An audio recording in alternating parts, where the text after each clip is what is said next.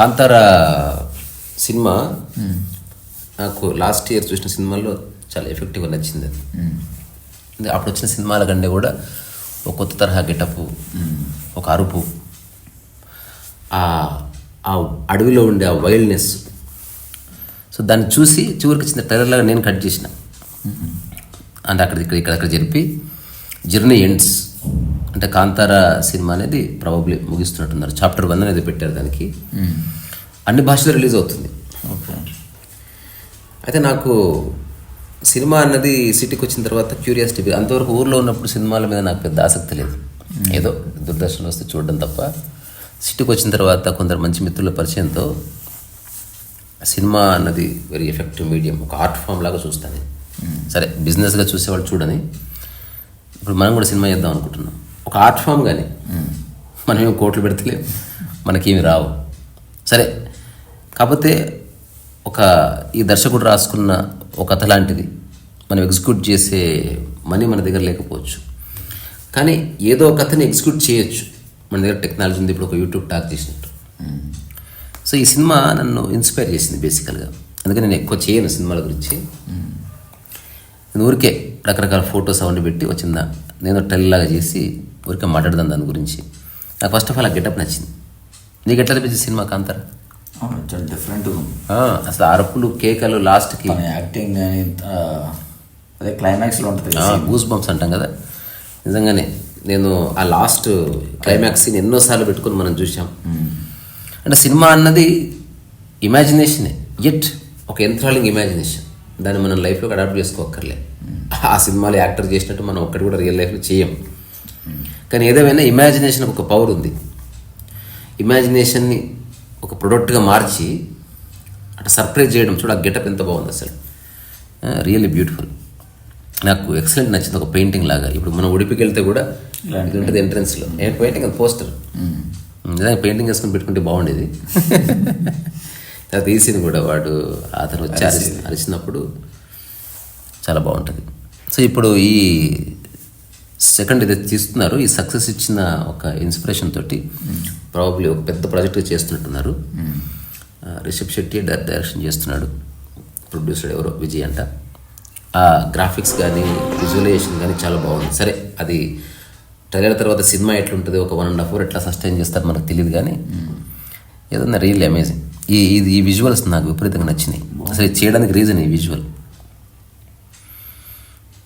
అంటే సినిమా పట్ల ఒక ప్యూర్ ప్యాషనింగ్ అది కదా. అంటే ఒక కొత్త తరహా క్యారెక్టర్ని పరిచయం చేయాలి అన్న ఒక ఫీలింగ్ ఏదో అక్కడి నుంచి. తర్వాత దానికోసం శరీరాన్ని పెంచుతారు, మంచి ఆహారం తీసుకుంటారు, కొన్ని వేల మందిని ఒక చోటికి తీసుకొస్తారు. 250 రోజులు షూటింగ్ చేసిరంట, ఒక 2 సంవత్సరాలు స్క్రిప్టింగ్ వర్క్ చేసిరంట. అంటే ఆ సినిమా అయిపోయిన తర్వాత ఇప్పుడు స్టార్ట్ అయిపోయింది.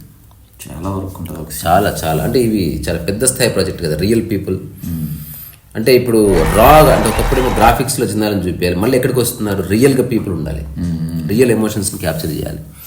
ఇట్లాంటిదంతా కూడా even music and background score everything చాలా బాగుంది. ఎవరైనా చూడొచ్చు. అందుకని రియల్లీ సినిమా అంటే ఇదిరా బాబు అన్నట్టు అనిపించేలాగా తీశారు సినిమా. తక్కువ బడ్జెట్తో మంచి కలెక్షన్, చాలా చాలా చాలా. అందుకని ఈ సినిమా వస్తుందంట అక్టోబర్లో, తప్పకుండా చూద్దాం. అందరికంటే సంగీతపరంగా ఒకటి ఏ సినిమాలో లేని ప్రయోగం ఏంది అంటే, కర్ణాటక క్లాసికల్లో మొత్తం 72 మేళకర్తలు ఉంటాయి.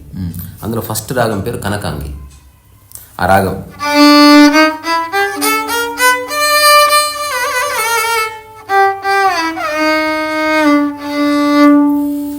ఈ రాగంలో కట్టారు పాట.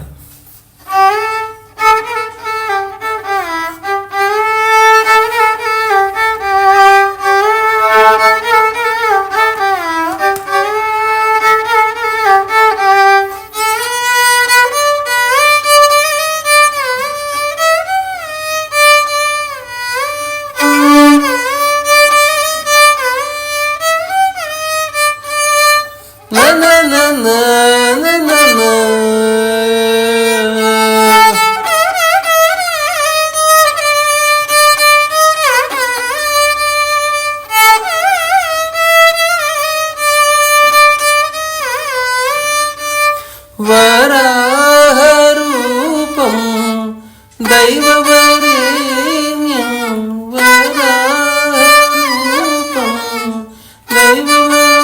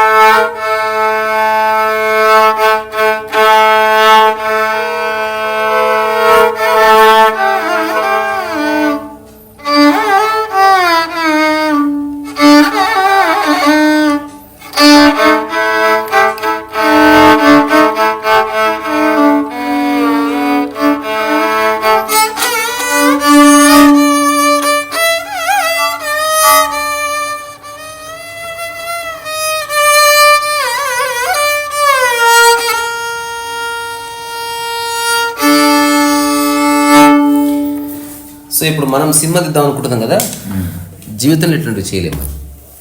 ఎందుకు అంటే అంత బడ్జెట్ అట్లా కన్విన్స్ చేయలేము, మనకు అట్లాంటి వాతావరణం లేదు. అందుకే ఏం చేయాలి, సినిమాని ఎంజాయ్ చేయాలి. అంటే మనం అలాంటి అవకాశం వస్తే చేస్తాం కదా. కొన్ని చేయలేము, ఇది ఇంపాసిబుల్. దానికి చాలా థాట్ ప్రాసెస్ ఉండాలి, గ్రాఫిక్స్ మీద ఒక ఐడియా ఉండాలి. మనకు ఆల్రెడీ కొంత అనుభవం ఉన్న వాళ్ళు కలిస్తే అవుతుంది. ఇప్పటికిప్పుడు మనం పుల్అప్ చేయలేము. అంటే అట్లీస్ట్ నేను ఒక స్టాండ్ తీసుకుంటే చేయలేదు. నేను ఏదన్నా ఒక రూమ్లో ఒక 1 hour ఒక చిన్న డాక్యుమెంటరీ లాంటిది, లేదా ఒకటే యాక్టర్ని పెట్టి మనం అనుకున్నది తెప్పించుకోవడం, లేదా ఒక 2-3 మధ్యన జరిగే ఒక డ్రామా, అంటే బడ్జెట్ ఎక్కువ ఖర్చు లేనివి అట్లాంటివి చేయవలసింది తప్ప మనం చేయలేం. కానీ ఏ జలసి ఏమీ లేదు, హాయిగా ఆస్వాదించడమే. మంచి ఎవరు చేసినా, మంచి సినిమా ఎవరు చేసినా, వాళ్ళ క్రియేటివ్ ఎక్స్పర్టైజ్ దర్శించినా, అరే మనం చేసే అవకాశం లేదని బాధపడకూడదు. ఇది నాకున్న ఒక రియలైజేషన్. అసలు మన సినిమా చేయకపోయినా ఏం కాదు, బట్ వీ షుడ్ అప్రిషియేట్ వాళ్ళు పడ్డ కష్టం. కానీ లేకపోతే ఒక కథని మైండ్లో ఉన్న దాన్ని పేపర్ మీద తీసుకొచ్చి, పేపర్ మీద ఉన్న దాన్ని సిల్లాడ్ మీద తీసుకొచ్చి, దాని మధ్యన యాక్టర్స్కి చెప్పి, కెమెరామెన్కి చెప్పి ఒక సింక్రానిసిటీ క్రియేట్ చేసి, అంత ఆషమాషి కాదు అది. నాకు చాలా బాగా నచ్చి ఏదో ఊరికి అట్లా. ఇంకా చాలా సినిమాలు ఉన్నాయి. ఎవ్రీ వీక్ అట్లా ఒక చిన్న సినిమా అన్న ట్రైలర్ అన్న తీసుకొని ఊరికే చేద్దాం. అంటే ప్రతి దాంట్లో ఫిలాసఫీ ఉంది చూడు.